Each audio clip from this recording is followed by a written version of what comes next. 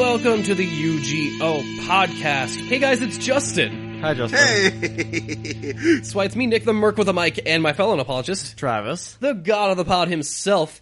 And we are here. It's going to be another, I know we haven't done a regular episode in a while, but yeah, we're not doing one today either. Surprise! Because we have so much content from some of our previous cons. This one will be from Anime Austin. It'll be the We Are Error reunion / crossover with the UGO, where Travis, John, and Chris talked about Japanese RPGs and the a look back on them throughout the course of years and how they changed over time. And I had a chance to listen to it a little bit while doing some editing, and it is a very interesting conversation between them three specifically, and sometimes the audience, which is always a wild card. That's always fun. But yeah, I was really happy The one guy just really wanted us to play Xenoblade Chronicles. Man, he was adamant. Have you played it yet? I have not. Okay, cool, because I'm getting letters in the mail along with dead rats, so maybe you should get on that. But Hey, you can take a blow to this too, yo. You can take it on yourself. I wasn't there. He don't know me. He don't know me. That was interesting too, of just not being on a panel and just going off watching and, it. Yeah. Well, I also got to be the tech guy and just the tech guy. So Yeah, I was because like, no one showed up. Because no one showed up. No one even popped their head in. No one even checked on us, which is just... And we had some other struggles with Anime Austin. Long story short, guys, we might do some other events in Austin around town. In fact, I'm going to be at Fantastic Fest this next upcoming month, which is going to be real fun. Yeah, so look for some of our coverage of that. But I don't know if we'll do Anime Austin again next year. So it's fun. I like doing the panels and everything, but as far as exposure and like if it was worth it or not, you had to spend quite a bit of money to go to Austin. Yeah, I would rather hit it up for the bigger stuff like Fantastic Fest or South by Southwest or ATX or any there's so many things that happen in Austin. You hear that, Anime Austin? You messed up. So, but yeah, we'll get to that later in the show. But we wanted to bring on Justin because he hasn't been on in a while, and I miss our news segments. Mm-hmm. So, without further ado, should we just get into the news of the week, guys? Let's do it. Sure thing. All right, let's go to This Just In with Justin. The good old sounds. Which is really, it's all of us just discussing the news. It's not really Justin giving us a report this time, but I just wanted to use I wanted to use the thing. It. We might as well use it. I wanted to use the jingle. Sure. But, in fairness, let's let Justin go first. Justin, what do you got? Yeah, what do you got for this week? What's burning in your pocket there? Yeah, I know that there's some other big stories you guys wanted to talk about more, and I guess we can talk about this one just because I have been around. This is one that seems to be up my alley because it's, my podcast, Eye on the Prize, on oneofus.net. So a lot of you may have heard that story about the best popular film. So what that all stems from is because the Oscars, they're losing ratings. People aren't watching them like they used to. They'll either watch them a day later, or they'll watch them through Rabbit or one of those stream sharing things, and they're not doing clips of them. Yeah, or they'll just wait till YouTube puts them all up, which they've been trying to stop doing that as much, because, people just watch the winners on YouTube. They don't need to watch the whole ceremony. So they made a bunch of changes, including shortening the ceremony by not televising certain awards, which is kind of dumb, because, we're going to honor these awards by pre-taping them and then showing them in montages. It's but then you're not honoring the awards, you're giving them less honor. But then the big one, of course, is the whole best popular film recognition. So essentially the Oscars are further trying to devalue the films get nominated for best picture. These aren't the popular movies, these are the best pictures, so that means they're unpopular films. Yeah, so I feel like many people have said this, but there's already kind of a reward for popular films. Money. It's called money. And so, man, Justin, I haven't caught up with the Academy Awards, so maybe their motivation is different, but this reeks of desperation to me. Oh, no, it's absolutely desperation. 100%. So. Yeah, I mean, the only thing that I could say if I was gun to my head, try to force a positive out of this situation is that to give breathing room for some of the other stuff in the other categories. So we'll throw a popular film in here, and then we can get maybe some chance for some other indie stuff to get into the best picture category. Yeah. That's the only thing I could come up as a positive. I also think that it's not really worth it, and I feel like it's condescending to both the Best Picture category and the popular film category. Well, especially because of the movie they chose to basically be the de facto winner already. That's what the front runner for what will probably win if they do it is Black Panther. Well, because technically it's supposed to come up in the 2020 ceremony, so it wouldn't be this year, but it feels like it's motivated because of Black Panther. Like, that's the thing that became the story. It's like, you did it because Black Panther wouldn't get nominated. And in fact, Marvel, in a news story recently, they're launching a Best Picture campaign for Black Panther to prove how much we don't need the Best Popular Film Oscar. You know, they're just like, yeah. So, like, it's kind of interesting because the first category in which we are going to give Black Panther the separate but equal category. And it's like, it just doesn't, I mean, it feels like a marketing person should have cut this off at the head somewhere and said, like, I don't think this is gonna, the public is not gonna react well to this. Yeah, think? Like, I don't know what marketing team decided that this was a good idea, but you failed. Like, I feel like anyone, like, if you just asked anyone off the street, which, like, it seems like the internet has the consensus that, like, anyone could have told you that they didn't like this. No. And they probably, so... And that's the thing is, like, just adding one award is not going to make people watch your 3-hour ceremony just to get to that one award of the night, you know? And the demographic shift is just different, and I see this all the time with millennials killing whatever industry we're accused of killing. And it's the fact that not only are we budgeting our money differently, we're budgeting our time differently. Yeah, our time is worth something. So that way you can just go through a bunch of Let's Plays and podcasting instead, rather than, things that are much more valuable. And, well, I see your condescending tone there, and I will raise you the fact that I particularly don't do Let's Plays and stuff, but I understand the concept of doing a Let's Play is that people don't have enough time to go and play games with their friends anymore. Sure, and Let's Plays make them feel like they are spending time with their friends.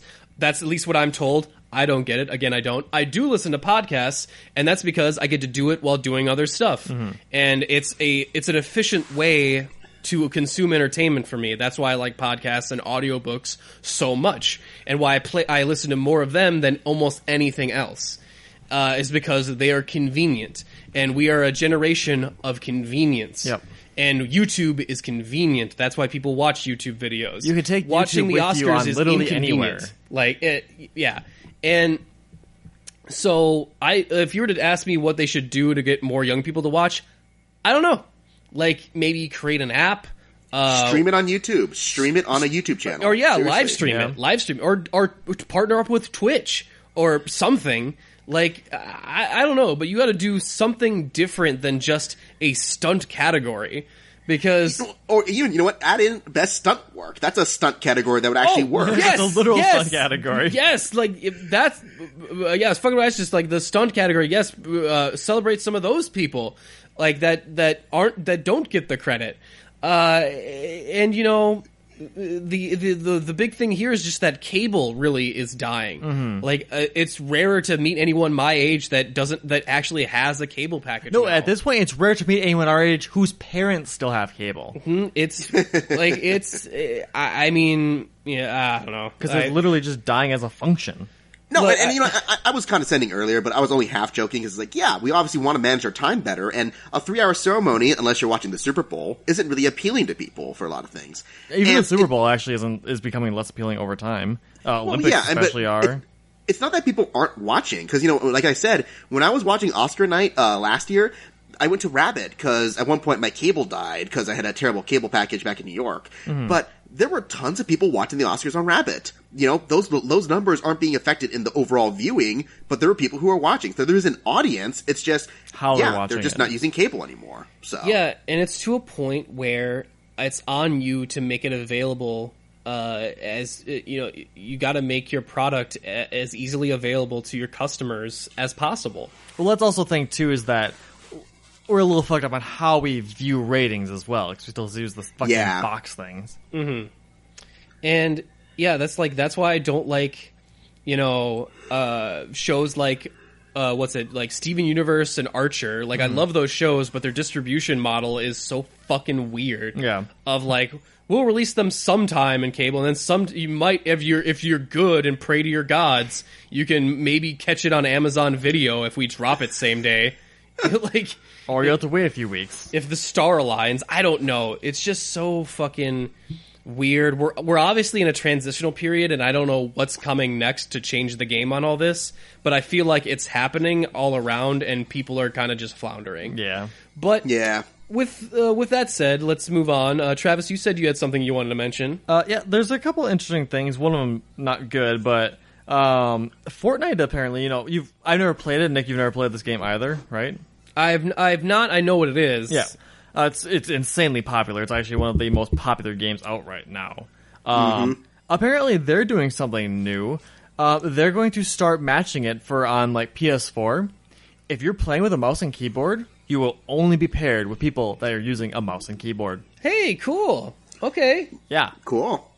That's about fucking time. Yeah, I mean, don't get me wrong, that comes with the caveat of, like, why weren't we always doing this? But, yeah, that's actually fun. Because playing with a mouse and keyboard is fundamentally different than playing with a controller. Yeah, it's a different experience. I don't do much PC gaming, so I wouldn't know how it really plays different. Mouse and keyboard is easier. It's so much easier to get a headshot with a mouse than it is with a controller. Mm-hmm. Okay, so that's good.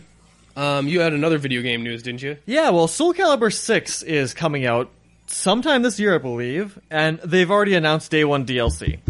Yeah, which I'm not a fan of. And not only that, they're announcing Day 1 DLC of a character who has existed in the last, I think, 3 games. So this is interesting to me because not only is it a Day 1 DLC, it is for a fundamental character that's been part of the franchise for so long.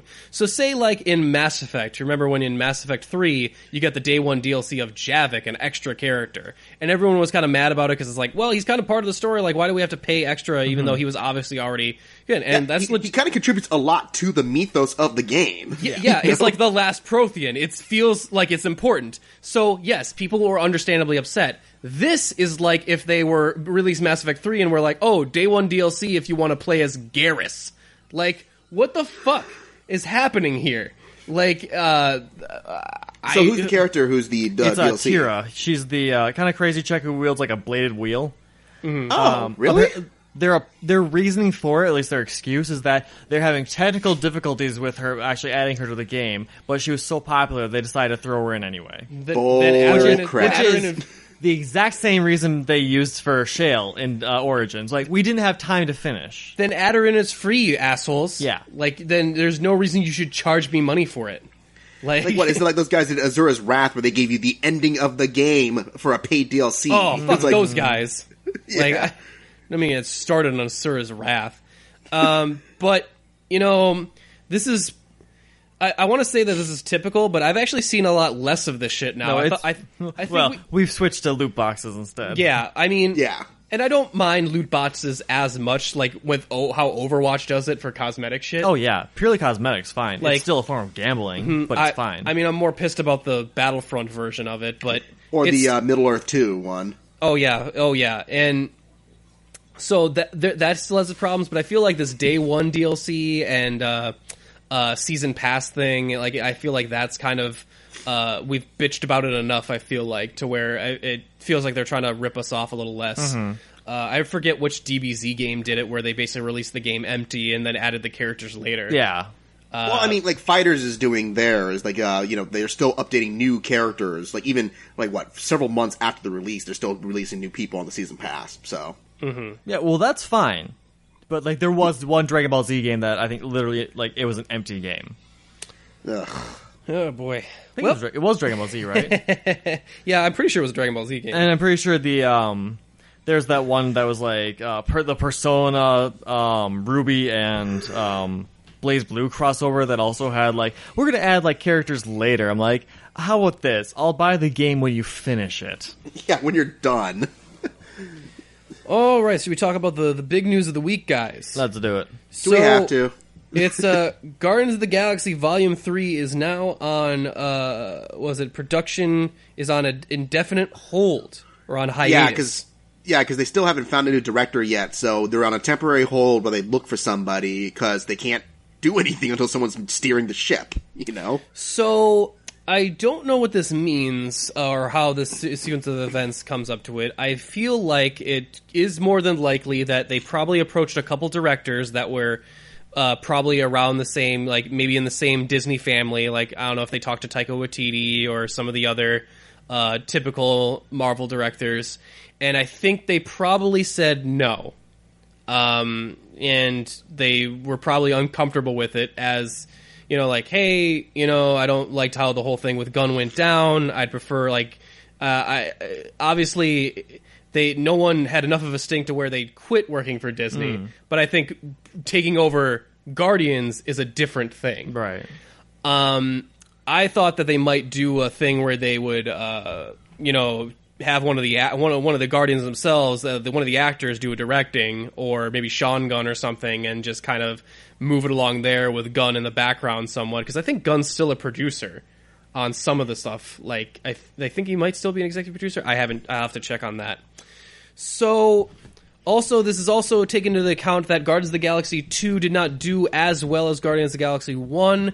Neither It still made a lot of money, to be fair. It still made a lot of money. Not as much. It would make sense to make a sequel. It's not like it wouldn't make sense to make a sequel. That'd be stupid. And so I don't know. This is weird to me. I'm not sure Disney's move here, other than like, we can't really go forward, but we can't go backwards. Yeah, you can. You just have to stop being bitches about it. And yeah, I mean, like, if you wanted to watch someone who takes a lot of this into account, you can watch the Movie Bob video, in which he describes the mentality around Disney and how they conduct business. And there's like a weakness thing of like, even if they were to be wrong in any scenario, it's detrimental to them to admit they were. Especially to whoever's in charge, I don't remember who's actually head of Disney right now. Is it Bob Iger? I think it's Bob Iger. That sounds right. Yeah. So, well, you know, and that's the thing, like, that's typical of Hollywood. I mean, even the whole fiasco with the Henry Cavill mustache, all of that was studio politics, you know, between Paramount and Warner Brothers. That literally, they were willing to compensate for the time that would take to do the shoots and to shave the mustache off and to even put on the mustache back on Henry Cavill for the Mission Impossible scenes, kind of thing. But no, they had to do a whole thing like, well, we can't look like we're condescending to Warner Brothers' demands. Yeah. And then, sure enough, it would have worked out anyway, because that's right after the deal failed and Henry Cavill had to do Justice League shoots, Tom Cruise broke his leg, and they could have done it during that time. So, yeah, there's a whole tribalism thing that I think is toxic when it comes to some of these studios and how their interdepartmental heads act. Wow, something in Hollywood being toxic. Shocker. I know you're shocked, Travis. Keep it under control. I will.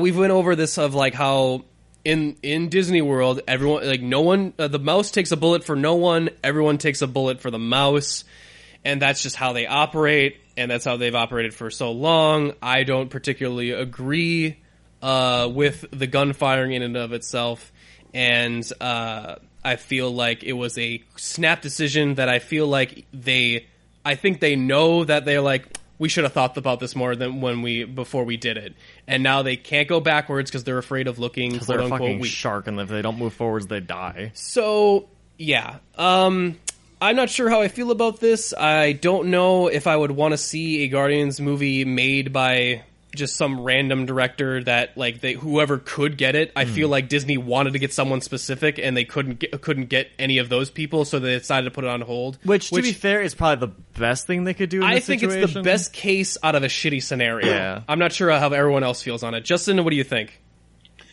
I mean, yes and no, that I feel that this is, you know, kind of, like, here's the thing. I've been on record saying that I think the Guardians of the Galaxy movies are fun. I don't think they're great. But you're not as big a fan of them. No, and I think Guardians 2 was actually pretty sucky, to be honest. But saying that, I don't agree with James Gunn getting fired. I do think that's a bad thing, and I think that was an impulse reaction that should have been addressed much, much better. But I will say, maybe if someone was a little bit of a better writer than James Gunn, because James Gunn's got a great sense of style, and, you know, he's very bold and over the top. But I always find his dialogue, even in his other films, to be kind of weak. So it's one of the things, like, I wouldn't mind seeing someone else who's directing, but yeah, it's got to be a very particular someone, someone who can match that same level of intensity and same level of silliness, but still has enough drama balanced out with it too. Like, even having said that, though, the Russo brothers doing the Guardians in Infinity War, kind of like they did with Ant-Man, it was almost better than the other Guardians films. How well they balanced out the drama and the comedy. And then Gunn was on set for that as well, I believe. Oh, that too, helping with that. Which I don't think that's out of the realm. I think Gunn can also come in and consult too. I don't think that's off the table. I think he can consult on the next Infinity War movie. Honestly, I'm not sure how it all works at Disney. Of like who. Well, I mean, he has much less to consult about for the next Infinity War. You know, no spoilers, but he should. Yeah, he does. less characters running around. That's for sure. I think Justin has hit the nail on the head that the Guardians movies are very particular movies. They have a very specific sense of energy and comedy, and I feel like you can't just get anybody off the street to do it. So I think I agree with that, and I feel like, it would suck because I do love the Guardians films, and it would suck to but we will probably see them in the next one, at least a little bit. If certain theories are correct, dancing around spoilers. But I think I can wait a little while for another Guardians film. Well, Guardians is also ones that is something that is a hero montage, where you can just kind of get new heroes too. Yeah. So they got like a new writer and director who had a different vision, and we rotate out the cast, and it maybe gets a little I don't know, like it gets just a little more different feel on it. Sure, we could always switch to Sylvester Stallone's group of people from the second movie. We could, but I hope we don't. Yeah, exactly. Yeah, but that's basically my 2 cents on it. I feel like putting it on hold actually might work out. Rather than trying to force it through. Then given the choice, I would rather they wait it out rather than try and force a movie through. But again, we would all just rather they had not done. Well, this in the obviously, first place. the best thing would have been if this whole thing could have been avoided to begin with. But obviously, we can't put the genie back in the bottle, so we're stuck with what we got now. So yeah, unless anyone has any last minute thoughts on that, is there any other news we wanted to bring up? I mean, there's only one bit of casting I was kind of excited about, and I mean, granted, my excitement's tempered a bit because of the last Star Wars movie I was not crazy about. But Dominic Monaghan from Lord of the Rings, Mary from that film, has joined the cast, which I thought was pretty cool. Oh, okay, yeah, man, what has he been doing nowadays? Nothing. Pretty much. I figured. I did. I'm like, I thought you were like, oh, he's on this great little show or whatever on Netflix or something that I haven't heard of because they release too much shit. Yeah, that's fair. But no, I guess that's pretty cool. Good for you, little hobbit. Good for you. I mean, that's all the big. I mean, there's a lot of other stories, but you'll hear about it on Breakfast Pub this week. Chris and Harris are recording, so there you go. Trying to remember any big trailers drop or whatever. We didn't do any. I mean, what we got, the stuff leading up to Toronto coming up, like the Outlaw King with Chris Pine doing his Scottish accent. That'll be entertaining. I've still yet to see the new Venom trailer that you said you hated. Yeah, maybe we'll watch it at some point. But it doesn't change my opinion about the movie coming out. So, yeah, Nick, did you not think that it was a turd in the wind? Oh my God, I could.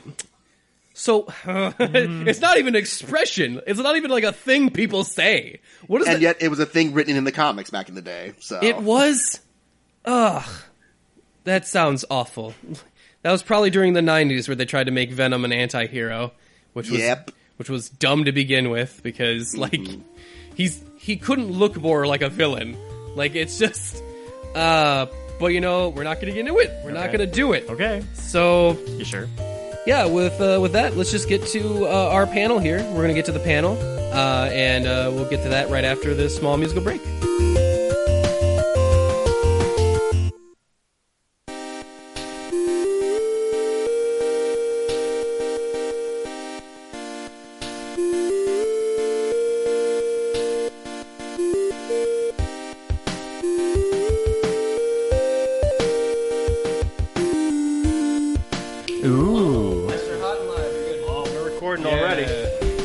Wow, you know, Nick, actually, you should be a tech person because we're only 5 minutes into this panel and we're actually ready to go, which is like 10 times faster than most actual tech people.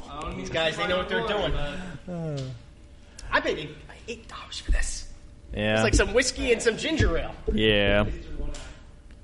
All right, so who is ready to hear us basically rant about JRPGs? Look at that excitement in the crowd.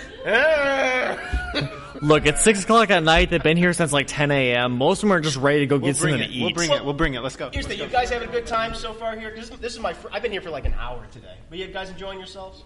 Yeah, everyone have a good con? Yeah, there we go. That guy's excited in the back. Thank you.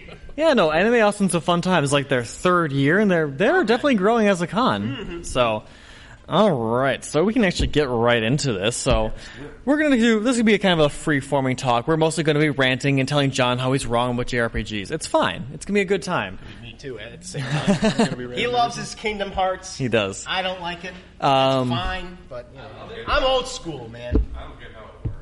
No one knows how it No. works. It's fine. It's just nonsense at this point. But Look- Vicky has a big key, and that's what's cool. Look, there's like 12 of these games. No one knows what's going on anymore. It's yeah, like I'm pretty sure every This is one long advertisement every for con I've been to, they've had like let's explain Kingdom Hearts. No one's ever come back from those. They're just Has anyone seen? It all makes sense. You guys just don't get it. You know the footage? Because I have no experience with Kingdom Hearts. I just think it's nonsense. But what you got, man? Did you know that they're actually going to and maybe still make an animated series of that on Disney Channel? Oh, an I animated hope so. Kingdom Hearts series. animated series on Disney Channel. Maybe or an I It does have a manga, yes. Kingdom Hearts does have a manga. That's also good. Yes, we've successfully made this a Kingdom Hearts show. Let's go. I'm No. not doing it. I'll just be. The Kingdom Hearts one later. It's explaining the Kingdom Hearts timeline. It's at like 10 o'clock. Oh, okay. I'm just gonna. You remember you guys saw the Kingdom Hearts footage like a couple of months ago, where it's just Woody looking fucking confused the entire goddamn time. That'll just be me for this. Like, what's happening? Like Tom Hanks is like, why am I recording this? All right, but Sora, what? we are jumping a little ahead because sorry, Kingdom sorry, Hearts is sorry. later Yeah, big on. topic. Yeah. So we're just gonna go along. We're gonna talk about JRPGs that kind of influenced us particularly, or we think that they influenced the genre in general, kind of through the early '90s, late '90s, early thousands, late thousands. Just kind of a general freeform thing. But first, we kind of talk about just the actual origin of JRPGs, like which ones were really important to start with. Sure. So have you guys ever played any of the Dragon Quest games? No. Okay, you have. like a couple, yeah. Yeah, because Dragon Quest was basically one of the original JRPGs that kind of started the genre. Like, there were other ones before it, but it was kind of the ones that, like, Japanese fans basically were like, yes, this is the thing we like. This is the thing that... These were the first ones that you didn't have to literally take, like, graph paper along with you to, like, make your own maps.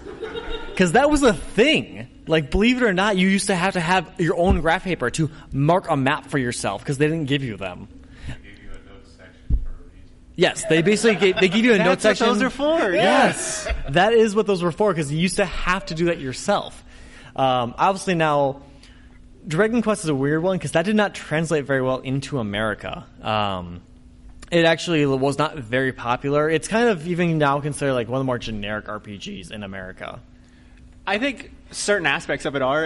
The slimes, though, in particular, kind of broke through as They're their pretty own little iconic. thing. Yeah, I you can know probably go out to the vendor hall right now and buy a slime from Dragon Quest. my first experience with Dragon Quest was actually, I think, Dragon Quest 8 on the PS2. 8 was one of the most highest selling ones in America. And to bring it back to Kingdom Hearts real quick. Okay, fine. It's because I had played that game and my dad was like, hey, give me something that will take him 80 hours and he'll enjoy. He liked Kingdom Hearts. Keep him occupied for a bit. And he got that for me, and it's turn-based, and I don't fuck with that. Oh, Like, okay. it's not good. You like JRPGs but refuse turn-based. Yeah. Okay. That is No, rather... like- Ethan, I'm old school. I don't- 10-year-old me didn't have time for that. I wanted to see Mickey Mouse with a big old keyblade sword hitting things. Yeah. Nonsense right here. No. Early '90s is all about that turn-based, combat. That's what I want. That was a very popular thing because, well, one thing that did not have completely turn-based combat is who's actually played the original Final Fantasy?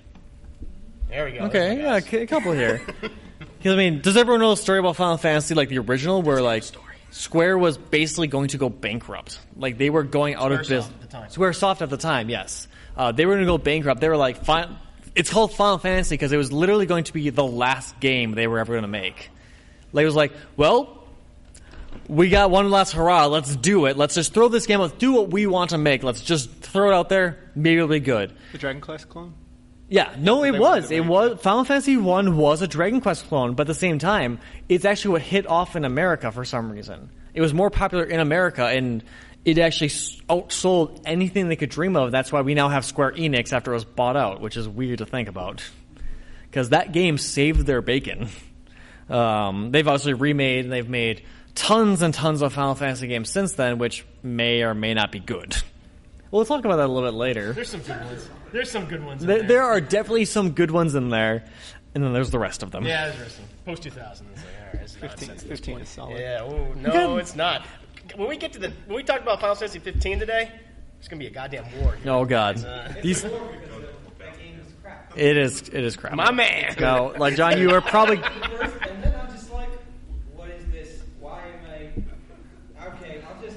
And Nier Automata changed my mind. Oh, right. okay. See, when you play Nier and you go and you look back at 15, you're like, these guys did this on a budget. These guys had 10 years. Yeah, they had 10 years. This guy had 3 years. Clearly. I'm sorry if you bought it when you had 3 years. So probably the last thing actually I'll mention for JRPG Origins, who's actually played one of the Shin Megami Tensei games? This guy. Yeah, you like them? Love him.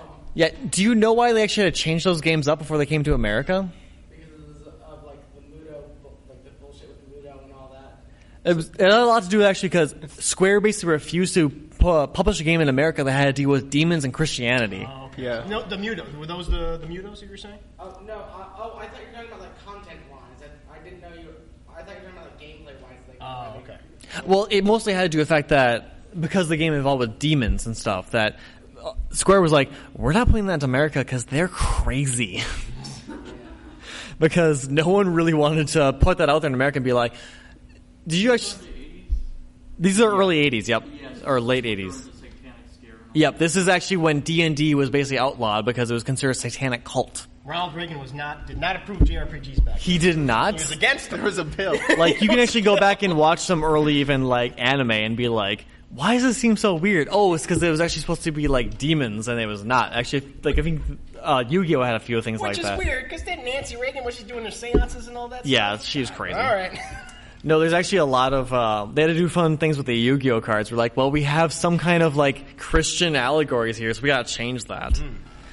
But yeah, that was kind of like, that was the 3 games I found that was kind of like really important for like the early origins of RPGs. You guys have anything else with that one? From the 80s? Yeah, when No, I was just going to say, I think you kind of hit the key pillars. I think Dragon Quest is, whether we've played them a lot or not. No, they are super important. They're the granddaddy of them, Yeah. and without them, we wouldn't have the Final Fantasies. We wouldn't have the Suikoden's. We wouldn't have all those other franchises. And then Shin Megami Tensei, I think that censorship kind of comes to play, especially when things come over from the East because of that translation. Everything gets lost in translation, and like the meanings aren't. They don't. What is fun over there can kind of get distorted over here. It's super, yeah, it's super weird. Which like between Japan and America, which things are considered kosher, which things are like, no, that's weird. Which is when we get to the end of this and we kind of talk about the future of this genre. I think it kind of helps bring 2 sides of the world together because we can kind of meet in the middle. I think it established the basic mechanics of what we recognize from a lot of JRPGs Yep. in the 80s. Particularly when we get to the 90s, okay, they got it. They know what they're doing in terms of like the battle systems, the way the games looks, the sprites. It's like, okay, now we're familiar with this at this point. So that's why I think it did a great job establishing that. In my opinion. Right. Well, obviously, without these games and a few others like Mother, the original Earthbound stuff, we would not have JRPGs, no matter how like weird that game is. Yeah, we can actually go into the early 90s now if you like. Anyone want to start with their one game that really affected them for JRPGs in the early 90s? You have to understand, in the early 90s, I was 0 to 3, but once I turned 3 in You're 96, really into it. that's when I start getting the mid 90s. I'll say the mid 90s. That's the weird thing about 90s, like from 90 to 99, is just that JRPGs did not move super fast in America. So because of the delay, there was a lot of time gap between. So most even though releases. games have come out previously and are really popular in Japan, we didn't sometimes get them till much later on. And released, years later. Yeah, like Final Fantasy III being a great example of where that game, the Japanese version of Final Fantasy III, did not get released till way later, whereas and 2 as well. But like we still got a Final Fantasy III. Yeah, called 6.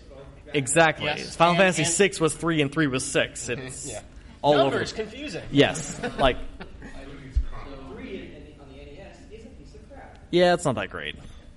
So basically, outside of Nintendo, unless it was like Nintendo or something, it wasn't coming over very fast. Right. Nintendo kind of had a very stronger presence.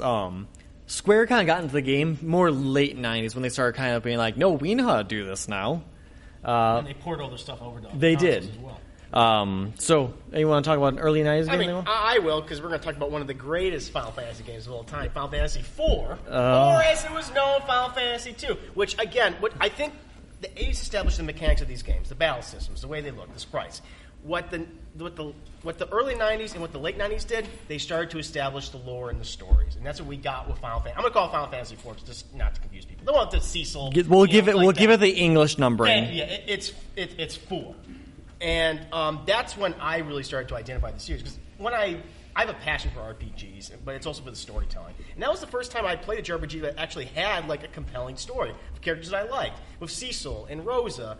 But they all had all those like kind of elements in the mechanics of the game. But I also wanted to tell this grand epic story, something like their version of Lord of the Rings, incorporating like steampunk elements. This was kind of the first time I had played a game which incorporated steampunk elements. Again, it was kind of unfamiliar to me at the time. So I appreciate it for that. And I think that's when, in the late 90s up to maybe the early 2000s, the Final Fantasy series was at its best, in my opinion. I don't know if anyone else had No, it was really solid.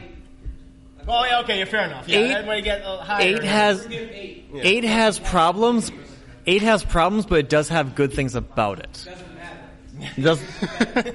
Okay. They removed all the staff from Xenogears. Oh, okay. That's what happened. He's a Xenogears fanboy. He will. We kind of got that by now. You just spilled your drink on me, dude. I'm sorry. You've clearly had enough. It's fine. It's okay. No, I need to drink more. Now, see, the problem is that 4 is not a bad game, but it is so overrated. Like, it is... Okay, why is it overrated? It is the most reproduced Final Fantasy game. It has the most versions of it. Like, So it's overrated because they kept putting out various versions of it. Just because it was popular. But because it was popular, and that was the thing that worked. was it, though? Yeah, I think was it? it? Sold 4.5 million copies across the world. And so at the time when these were kind of like really niche games, I think that was a success. Well, I just don't think it needed a DS version, an SNES version, a PlayStation version, a 3DS version, and I think there's also an iPhone version, a Vita version. Like, do you need that many versions of one game? Well, I also think that happens with 6 as well. I think that 6 doesn't reproduce when they- that much. Yeah, there's a DS version of that Yeah, one. no, no. And, Is yeah, there? Yeah, there's also a PS1 version and a Vita version. There's a- Game I know Boy that- Advance version. No, I'm pretty darn sure there's Is not. it 3? Is it 3? And I'm There getting is yes. If you use the American number system, 3 does have a Okay. DS version, and it did get ported to. It was basically a port of the DS version numbers, to man. Vita Those numbers, or man. PSP. They're confusing. No, Yeah, there DS. is. There's DS. There's a DS version of 4. Yes. But I think primarily in the early 90s, we started to get more story elements involved with a lot of the games, and we can continue on. Well, yeah, if you look at the jump between Final Fantasy 1 and Final Fantasy 2, it's massive. Granted, it is 1 to 4, but Final still, Fantasy 1 is a super important game that has no story to it. It's literally like, here's a task, go do it. How do I do it? I don't know, figure it out. Where 4 starts to show what the genre can be and what it can really reach. It does for. tell story, I will give you that. It's just that it's so overtold. They made it multiple versions of it for different systems. There's a lot of games like that. Still good. I find that game very boring, I'm sorry. I can actually play Final Fantasy 1 and 2 just because of the novelty of them, but 4 I just find just overrated. Okay. John, do you have a good game for early 90s? When you tasked us with this, it was about like what defines it, and so I thought about it like even if I didn't play it, what do I think of that's is fine. really important? That's pretty fine. And I played a little bit of it because it was on the SNES Classic, but Super Mario RPG, The Legend of the Seven Stars. Is that what the subcolon is? Yep. That Not colons. That is one of that's important because at the time I think it was the second major spin-off of Mario. We had Dr. Mario, but no one talks about Yoshi's Cookie or Mario's Missing, Yoshi's Safari, like all that stuff. No one remembers that. So to see them like really take a chance and a risk and that kind of animation style, and to also change up what we thought RPG mechanics could be, they included more active time battle things like that, and we've seen the franchise grow and evolve, and from the Paper Mario series to now Mario and Luigi, it's also, I think, helped establish characters for Mario and Luigi. Like the Luigi we know and love, the one who dabs and who is scared of things, like he starts to develop because of the work on the Mario and Luigi series. And so to see that one little spin-off grow and really help push Nintendo to give them something new, and to really shape their icon, I think is really important. Yeah, and then they made like 20 other games that weren't like that at all. Yeah. Yeah, no, I mean, those games are very important. I think one of my favorite early 90s RPGs is actually Chrono Trigger. Because Chrono Trigger had a weird one where, like, it actually involved time travel, which is something, like, you do see that in games from time to time, but they're usually just like, oh, it's something we can do. It's an ability. Yeah, it's something you happen to be able to do, whereas Chrono Trigger, that was the whole story, was going through and time traveling. And spoiler alert, whoever hasn't played it, but guys, this came out, like, early 90s, okay? If I'm spoiling for you, I'm sorry. It had a main character die. Like, and that's so... All your characters are always so safe, like, in these games. Except for Final Fantasy IV, who killed everyone every other episode. Like, every other scene was a character dying. Well, they die and they come back, and, you know... And no one really dies in Final Fantasy IV. Yeah, no one dies, and it's kind of like, okay, thanks for that again. But, no, Chrono Trigger I like because it actually kills your main character. Like, and just kind of like, it's so shocking to see in that kind of game that I really feel like Chrono Trigger kind of did a little bit more, like, it did what Final Fantasy IV set up, like, you know, the actual story elements. Chrono Trigger came out in 95, I believe, and actually, like, it kind of evolved, like, no, this is a full-on story that has, like, it has multiple endings, it has, like, multiple characters, like, you can get all the characters, but you don't, they don't have to be all at the same time. I thought it was a revolutionary RPG that I played multiple times. Does anyone actually in the crowd have a game from the early 90s that really affected them? Yes. Trying to like, so there's a lot of games from the early 90s that I've loved. One, like, I didn't play this one until like 2013 though. But does strategy RPGs count? Like strategy JRPGs? Yeah. Anything that's from Japan basically counts. So yeah, it's pretty loose. So Fire Emblems in general were a really important game because they also did something really unique, is they actually involve permadeath, which is something that most games, even today, do not do because most games want to make their players feel safe. They want to be like, yeah, your character could be in trouble, but they're never going to die.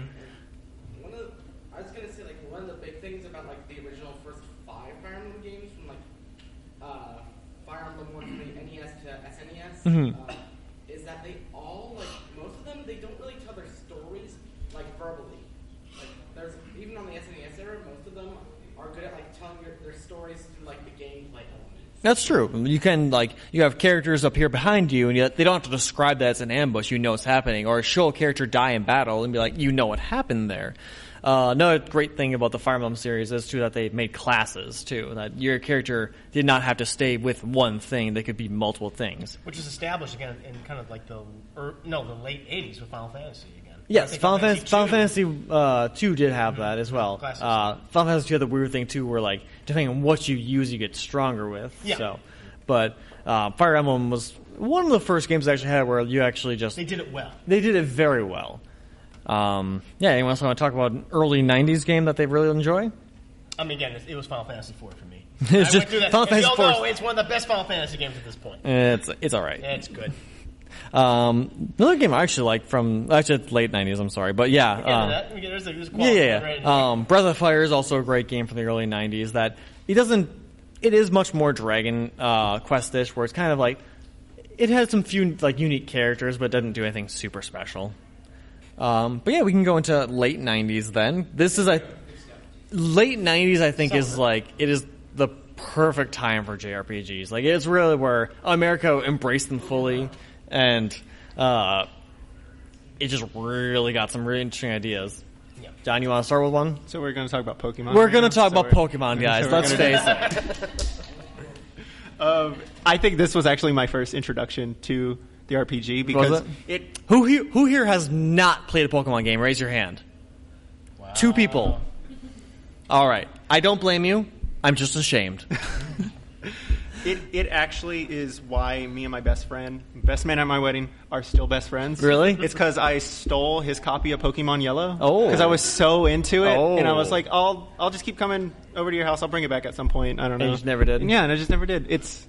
I still have it, and it's something I still hold on to. I love Pokemon Yellow because I used to always watch the anime with my little brother too, which that combined the anime with the game, and I think that's where you see how Pokemon is maybe perhaps the biggest RPG franchise of all time. I think you could argue Final Fantasy, but I really think it's Pokemon. I think actually Pokemon is the largest selling RPG in of all terms time. of like crossover appeal, the ability to move from RPGs, which aren't the most inviting genre in video games, and to get so many people involved and get so many new fans into video games. Kids all around the world would just watch the show, play the game, and we even had various conspiracies grow up through the game. When something gets that big, people start trying to find ways to take it down. So you had that episode that caused seizures. You had the myth about Lavender Town and its music theme. Wasn't it on the one banned because like James had too big of boobs? Was it? Yeah, I think there was. Oh yeah, it was that. Yeah, he was dressed up as a woman and he had fake boobs. Yeah. I think to this day there's 2 to 3 different episodes of the anime that have I been actually think officially banned. in the newest one. There's a new one that just got banned. Like the newest anime. Yeah, the newest one, the original that got banned. There's the Dratini one too. That's right, because they actually had a gun like involved. Actually, no, that makes it 4. Okay. There's like 6, I think, overall. And then another one Is Jinx another one was, one? Where like this guy in this episode points out 6 shooter at Ash. Yeah, I think that's the Dratini episode. It's Safari Zone. So Yep. that's the reason why they suddenly have like millions of torso and everything. Yep. Because Ash caught like a bunch of torso in the Safari Zone, but they never showed that episode in America because it involved like a guy showing a gun to like shooting it at. The Squirtle Squad, they actually do not censor the guns there. Oh. Because squirrels use guns in that episode? I don't remember that. Actually, it's villagers, but yeah. Oh, okay. I wish it was a Squirtle. I wish it was. That'd be cool. Yeah, no, Pokemon's amazing because it does like it is one of those things that because it's originally based off of bug catching because the original creator just like he missed being able to go out and bug catch when he was a kid, so that's why he made this game. But like, who here's played Pokemon Go? Yeah, that's most. Everyone, most people have at least downloaded that game, whether they continue playing or not, because they didn't release. Which is wild. That's not a game. It's a piece of. It's just like walking. It's not a game. To be fair, they have actually added content to this game now. But yes, when. Oh, yes, friendship. Yes, they have 3 friendship. years. Series, that's great. Yes, they've actually made a kind of a game out of it now, compared to when it first came out, when it was just basically like walk around, hope you find Do you something. still just battle by tapping? Yeah, I'm pretty sure you still battle by tapping. Cool.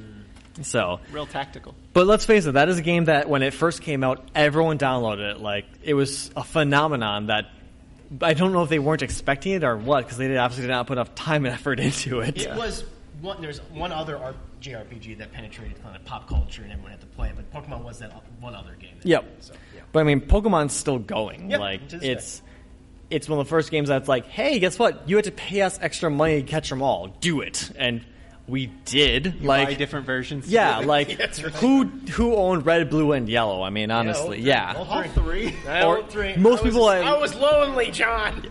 most people. I owned Blue and Yellow. Yeah. Okay. Like I didn't own Red, but I did own Blue and Yellow because Blue was actually like a gift from my grandmother. Like I didn't even know what that game was. I was like, "What is this? I don't understand." I think that was my first JRPG too. Now I think about it. Did anyone have like 2 Game Boys where you would trade between yourself? Wouldn't be really sad? That's No. That's fine. Did your mom buy you 2 Game Boys? No, Chris, that'd be embarrassing. I wouldn't do that. I had like the old Game Boy, which was the black and white one, and I had a colored Game Boy Color. It's like, oh, I had 2, and I get the link cable. I was like, I'm trading between myself. Yeah. It's fun. No, I can't front. I've done that. Oh, yeah, okay.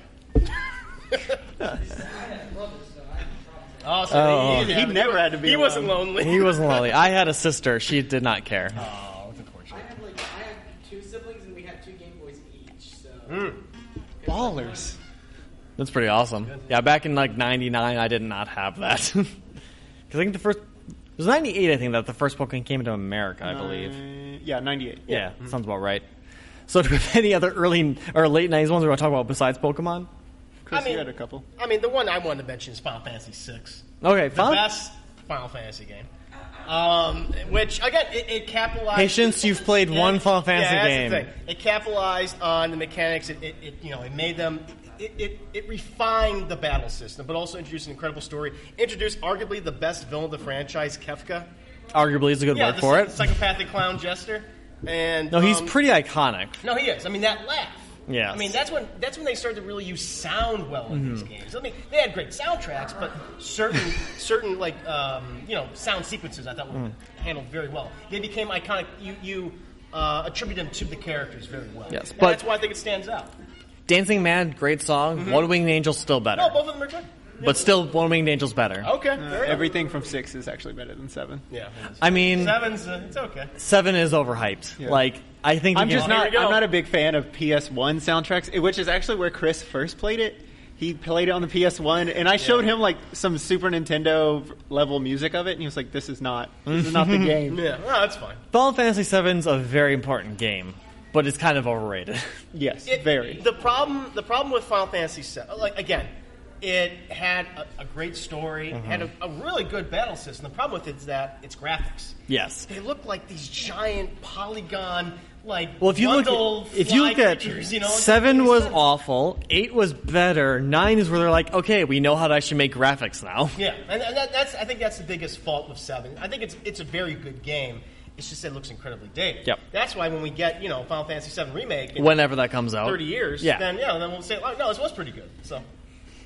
No, Final Fantasy 6 is great. That's another one that like you don't actually have to recruit all the characters. There's missable characters. Yes, in fact, towards the end of the game, you don't have to collect any of the characters if you don't feel like. Like, that guy Locke? Yeah, forget him. I don't like him. I'm never going to get him again. There's a character named Shadow, which you can actually leave to die. Yes, at the you game. can. And actually, that was the one Final Fantasy game that established, like, oh, we kind of lose in the middle of it. Yeah, The villain succeeds. Yeah, he wins. Destroys the world. Kefka's one Spoiler for a 20-year-old game. again. Yeah, sorry. No, Kefka is one of the few times where it's like, oh crap, bad guy won. Yes. Yeah, exactly. Just Although, like Thanos. that is kind of a Exactly. spoiler though, because someone might not have seen that here. Sorry. Spoiler. It's fine. You're good.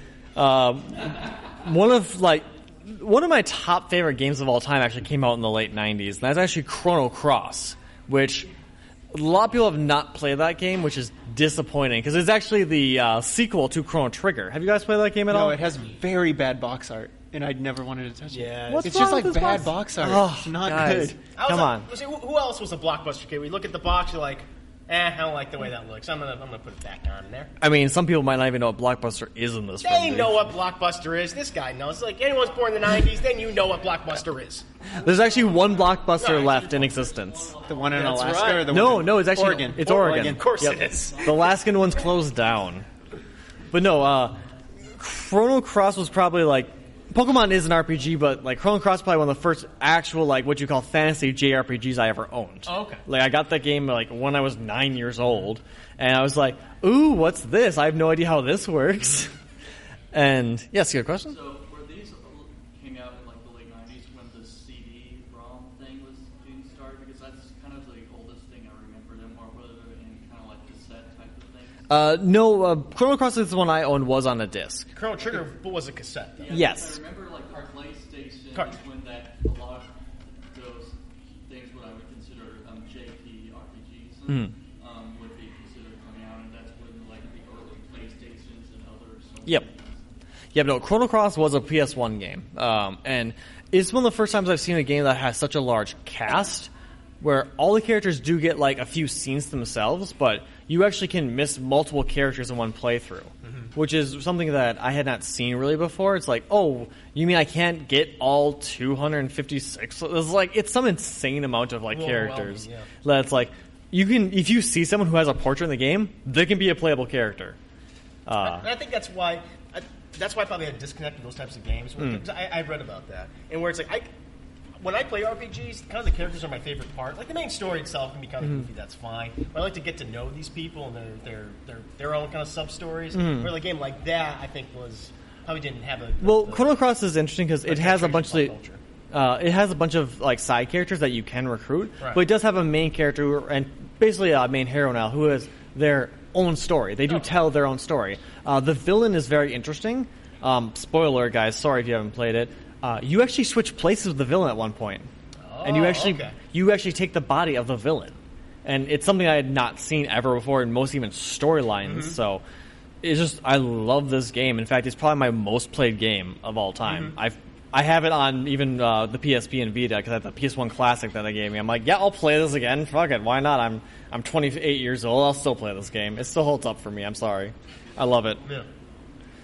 Anyone else got one they want to share?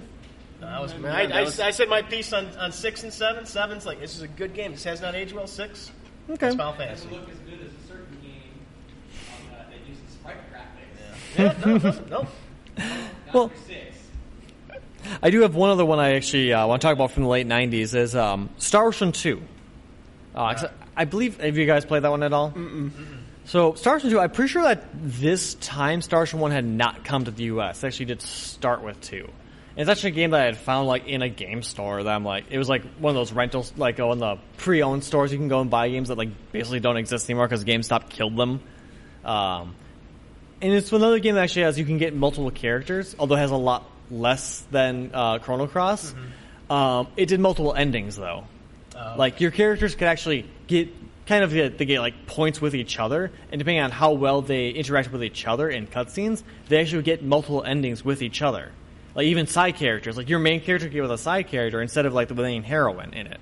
And that was really cool to me, and I was like, oh wow, I can actually play this game multiple times with like getting a new experience every time. Again, you're starting to see kind of the evolution of more story-based elements coming into these types of Late games. 90s had like the early 90s and late 80s had the base for JRPGs. And can you actively pursue those little relationships? If you know what you're doing, you can, because you basically have private cutscenes in between towns. You can actually like go into the towns and view cutscenes that kind of happen throughout the game with individual characters.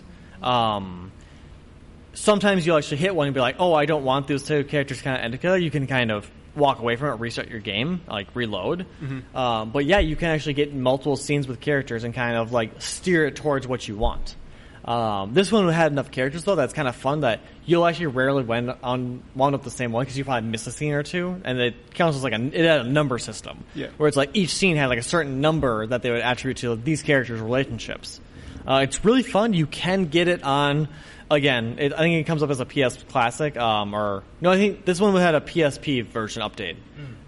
But unfortunately, this one had, the original had voice actors. I think, like even the PS1 had voice actors. The PSP version changed the voice actors, and the main heroine, who's supposed to be 16, sounds like 12 in the new version. That's uncomfortable. I cannot stand it. It is awful. Star Ocean 2.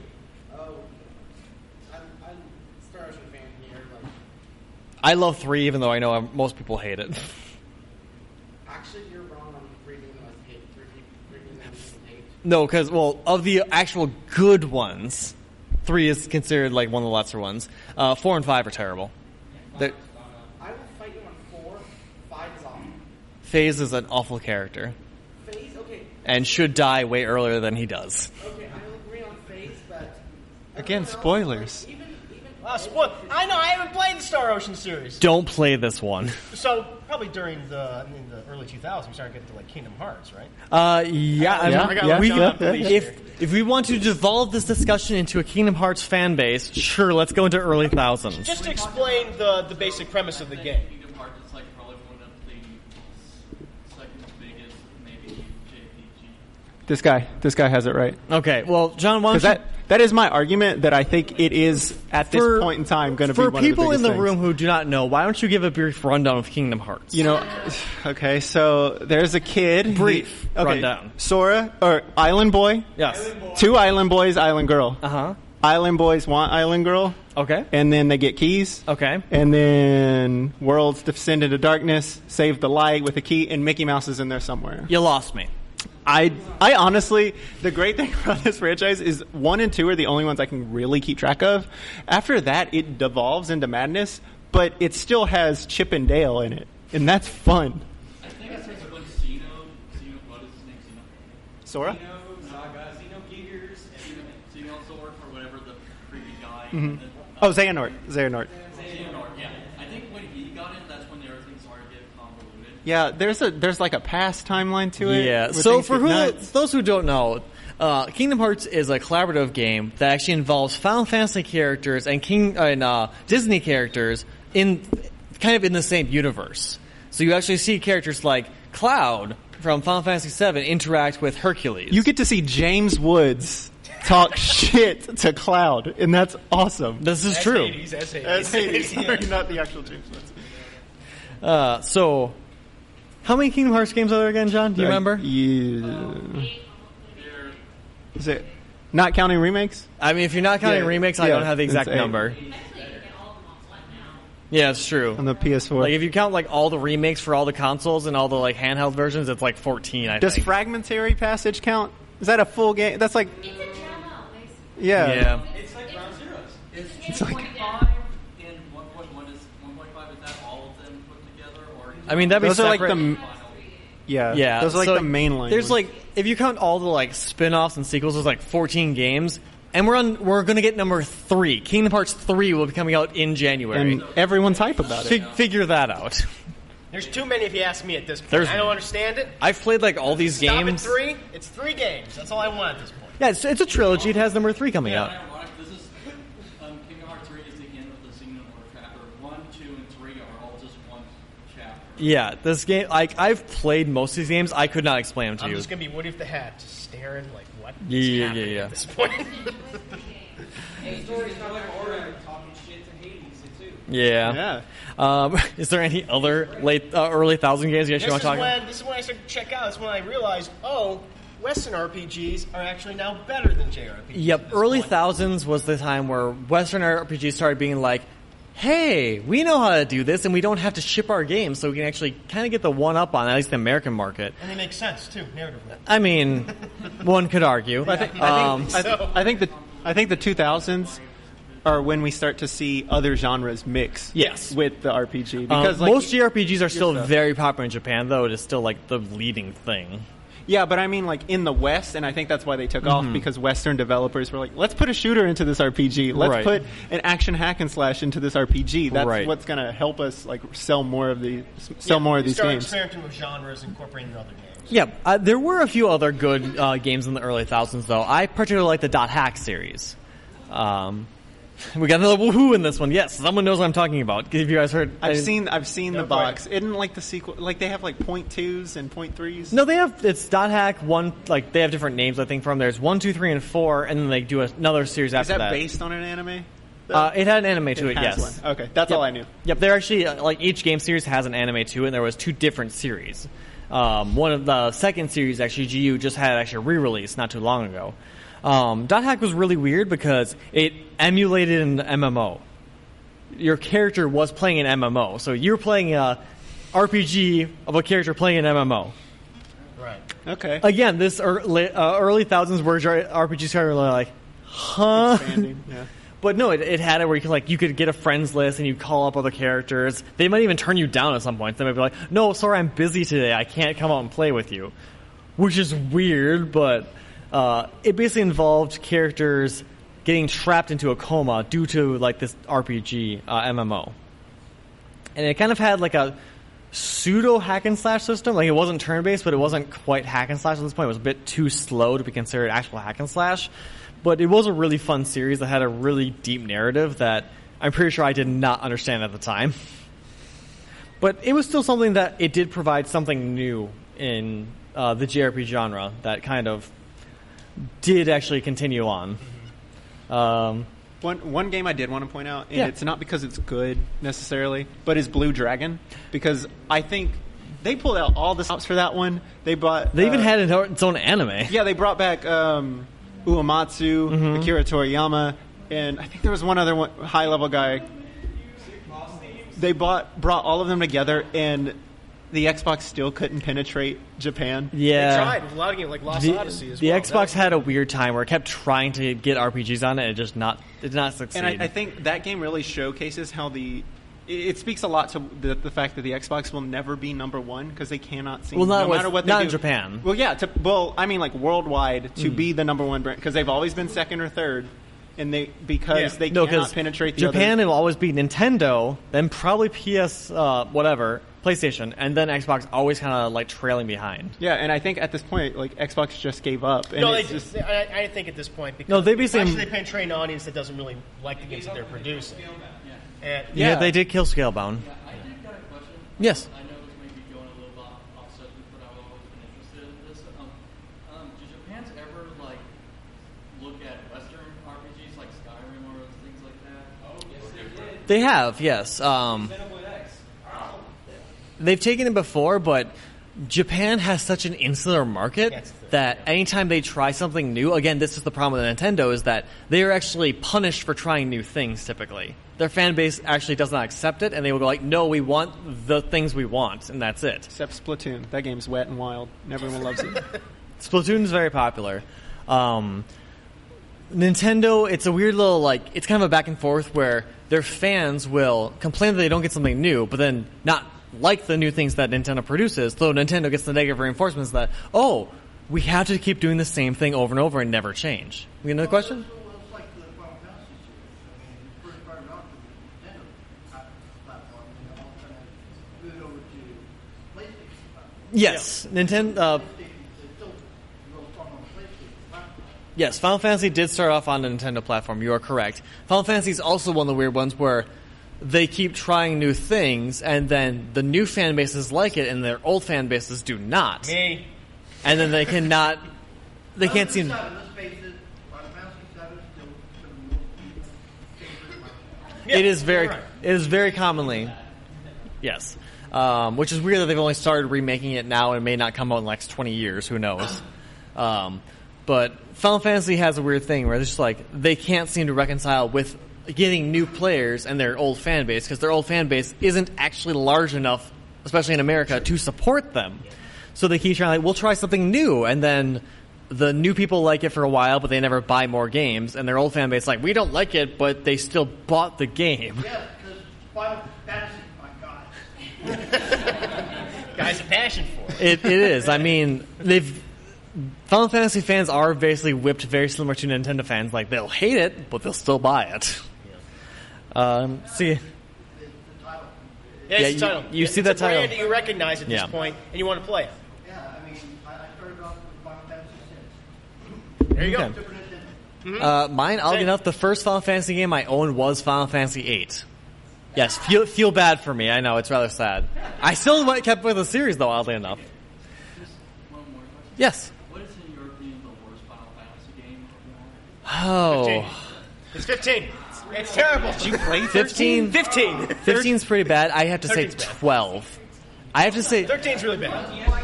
I have to say 12 because 12 is one of the only games where you can get rid of the main character and the story does not change. Seriously, Vaughn is worthless.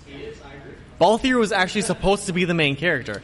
That game, the battle system is basically like, eventually you get to the point where you just slam your head into the controller and the game plays itself. I'm like, okay, fine. Well, I think from development, what I understand from development, Bosch was going to be the main character. Yeah, that might have been at one point, but Vaughn was literally a character they threw in. It's like, well, throw him into the story and he'll be the main character. I'm like, no, that's not how stories work, guys. You actually need a protagonist that we care about. And Ash is more compelling. Balthier is more compelling. Every character is more compelling than Vaughn. Or, what even is his little sidekick's name? I don't know. She can die at... Is it like the Harry Potter syndrome? As I call it, it's like not the main character syndrome. Is that sadly, since the main character is always going to be the focal point, a lot of the side characters are always going to be more interesting. No, it's Vaughn, like I said, you can literally take him out of the story and it doesn't change at all. It does not change. I think for me, like, you can make an argument that 13 is the worst game because, one, you're just going down a long hallway. And they made 3 of them. And They you made 3 very not good games. But I'm thinking But about 13-2 is actually pretty enjoyable. I actually like Well, 13-2. You're not going down a long hallway. No, you're actually going through time Yeah, instead. and that's the thing. And also, I mean, the characters aren't great. 15, I think the opening... It's about the gameplay. The gameplay is good. So but good. the characters are nonsense. That's fine. And the environments are bad.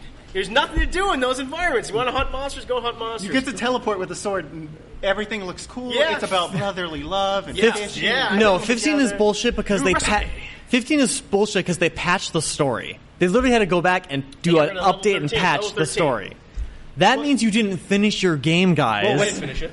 If you view Yeah. broken like Final Fantasy 2 or 3 in Japan. Yeah. If you like the way I see 15, Here we go. is it's really just the gameplay test for what Kingdom Hearts 3 is going to be. Okay, and that's okay. all, That's true. all So I it's needed. a long demo It's of a Kingdom Hearts really 3. long demo, and I was very satisfied. I can figure that thing out. I don't usually pay $60 for a demo. I will for Kingdom Hearts 3. Okay, okay. we'll do it. Well, do you have a least favorite then, John? It's probably 13, just 13? because it's I can't get through it. No, it's such a barrier. I to did, it. and it took me a long time, but the ending, it has a fairly satisfying ending. I'm like, okay, I can see what you're doing. You just do it very well. No, I'm with John. 13, I think, is the worst. I mean, in terms of gameplay, in terms of just level design, and the characters. Okay. Square Enix wants us to care about Lightning. No one cares. No, no one does care Except about the Lightning. cosplayers dress up. It was like, Her okay, pink fine, hair, good her enough. pink hair is really cool. Her pink hair is fine. In Japan, Lightning is super popular. See? Yeah. Well, it's Japan's- America, goddammit. Japan's weird. All right, well, we got about 10 minutes left here. We can do a little bit of talk about, like, the late thousands, kind of games that are in the recent decade or so that we really enjoyed, that we found that have maybe revitalized the JRPG genre. Yeah. It's, I mean, for me, I've not been a fan of the recent JRPGs. Last one I really genuinely liked was Lost Odyssey. Okay. Okay, this reminds me of what I like about those games. It came out on Xbox 360, Yeah. but they were trying, but they created a good game. No, that game was not bad. It was solid. It came yeah. with 4 discs, though, which is a little overwhelming. Yeah, that's Split them crazy. out, I bought that it's game fine. on Steam But later, no, so... that was the last one, which I really enjoyed. The late thousands. I mean, I'm like one of those fans. I was an old school fan. Went back and played those. I can go back and play those anytime. 6 and 4 in particular. And get Xenoblade. But maybe. But yeah, you'll like that one. I think Very good. I'm at a point where I'm more into Western RPGs right now because I think they've been able to adapt the things I like. They have the story stuff Right. down. But Jer- they also incorporate a lot of great gameplay that I like. No, Western RPGs have now cherry-picked what was good Yes. about JRPGs and then actually kept going and adding new things. That's right.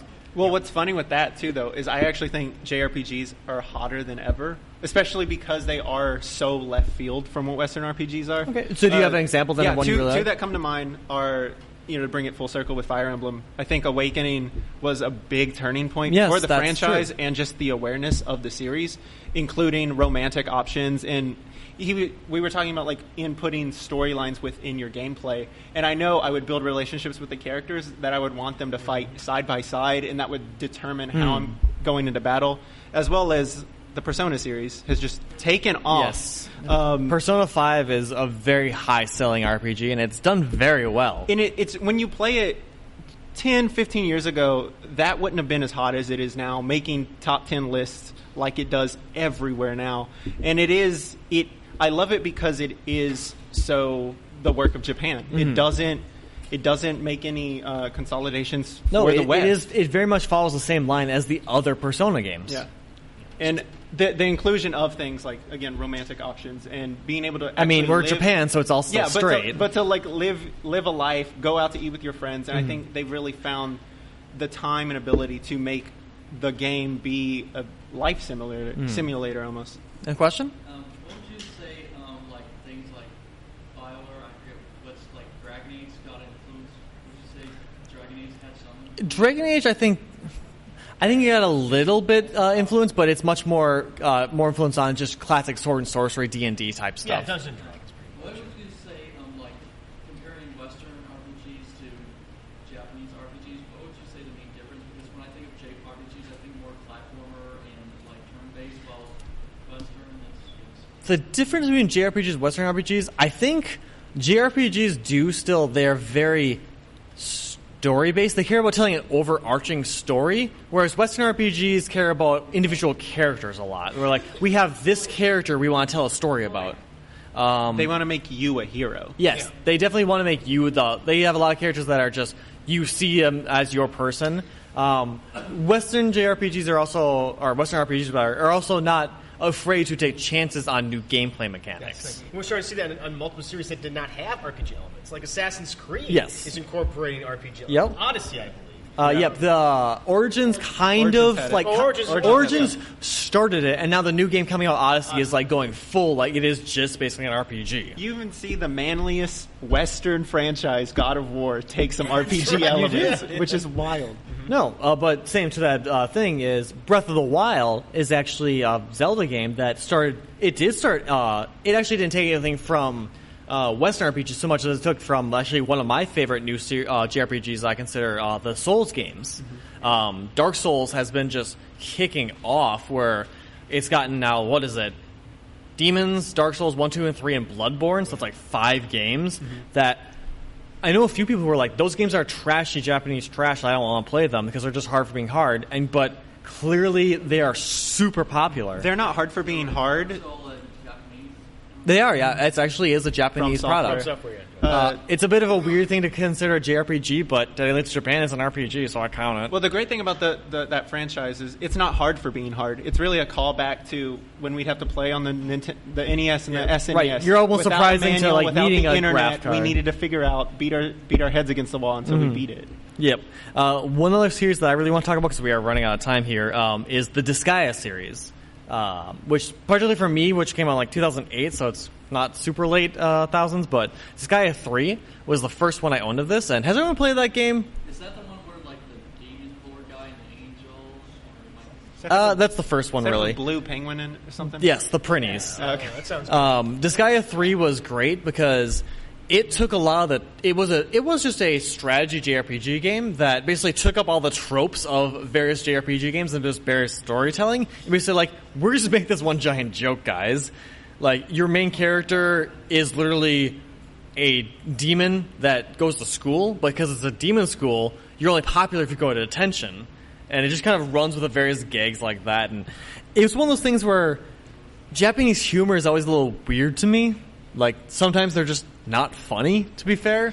Disgaea 3 especially was genuinely funny. We're just, like, turning tropes on its head, and I just love it. Xenoblade? Alright, I'll keep it in mind. Final Fantasy 12 was good, and was basically Final Fantasy 15 tried to copy off of it, poorly did it. Okay. Thank you for your recommendation, Snake. Thank you. Well, anyone else want to mention one last game before we head out? Because we are pretty much out of time. Yeah, Kingdom Hearts 3 comes out this January. Yes, January we probably got that by now. I don't know if anyone's got just that. making sure. It's going to get delayed again. People might forget. It's probably going to get delayed It'll again. be a month at least. At the very least. Right? Look, if you want to have your own Kingdom Hearts panel, you are free to do that. I'm going to sit in on the timeline one. Okay. Yes, they do have it. You can sit on the Kingdom Hearts panel, and you can just like harass them. Just take it over. You'll probably get kicked out. I think for myself, I've kind of been burned with the more recent JRPGs. Again, I'm an old school fan, 4 and 6, to a degree 7. Wild Arms actually that's the other JRPG I want to bring up. It took the Final Fantasy formula, but applied a Western sci-fi aesthetic to it. That's true. I thought it did a great job with that. But it also introduced kind of a 3D battle system before Final Fantasy VII did. I think that game is very underrated. Everyone wants to check that out. Play that game. Wild Arms is hard. Well, it is. But it's a great game. For me, I've switched over to the Western RPGs until they do something that I think I can play within like 100 hours and not something I have to play 500 hours for, like Persona. I think I'm checked out at this point. I will check out Kingdom Hearts 3 for you, John. Thank you. And I will be confused as all hell, but This January, I will stream it. That's what we'll do. Or I can play Xenoblade on the Wii. Oh, okay. Well, thank you so much for everyone for attending.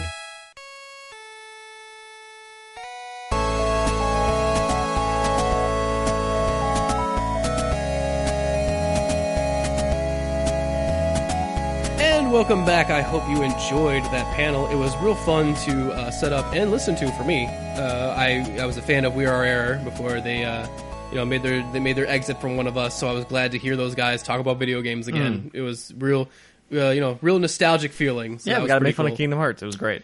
And Kingdom Hearts. You can just talk about that. No, and I was actually on Nick's Twitch stream a few times too, since he's done We Are Error. So.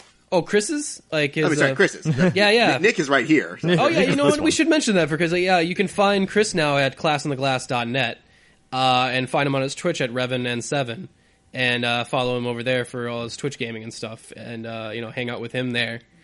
And, yeah, it was, I think that wraps up our Anime Austin coverage. Is it? Are we finally done? Well, no, there's one more Matt Frank interview for next week, I think. Oh, okay. Yeah, I think we might have to do that. Wait, do we have another Matt Frank, or is it just the first one? Just the first one. Oh, okay. Yeah, I was like...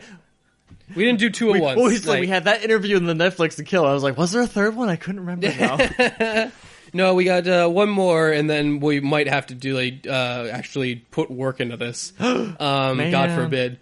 But yes, thank you for joining us, Justin. It was a pleasure having you. Great seeing you again. Oh, anytime. You've been on my podcast so many times, I felt bad. I'm like, man, I really want to get on one of the UGO podcasts again. So, sure enough, here I am. So, yeah. Well, now that you're on the central time with us, it'll be easier to coordinate. I think we just go straight down a line till we hit Texas. Just gather all the people we can. Fuck anyone on the Pacific. Weirdly, Shaq is now the one who's the odd man out for time zone. It's true. So.